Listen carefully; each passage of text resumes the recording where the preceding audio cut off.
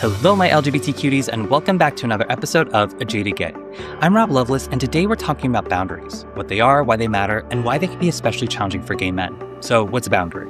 Well, at its core, a boundary is a line we draw for ourselves around what feels comfortable and respectful. It can relate to physical contact, the way someone speaks to us, or even how much emotional access someone has to us. Boundaries typically fall into a few categories: emotional, physical, sexual, workplace, and time. Emotional boundaries protect our mental well-being.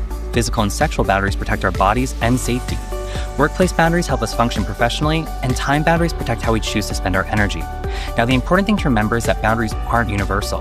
They can shift depending on the relationship. You might share deeply personal details with a close friend, but keep things surface level with a coworker. And because no one can read minds, boundaries have to be communicated. But that's where it gets hard. Many of us were raised to prioritize other people's comfort over our own. So setting a boundary can feel like we're being mean, dramatic, or selfish.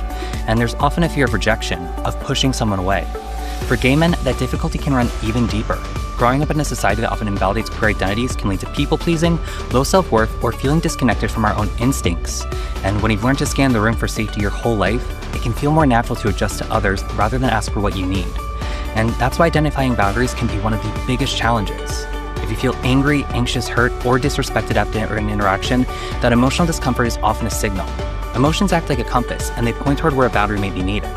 Now, setting a boundary might sound like calmly addressing name-calling after an argument. It might mean saying you're not comfortable hugging, or it could even involve clarifying expectations around monogamy, telling a coworker that their tone was inappropriate, or deciding how long you're willing to wait for someone who's late.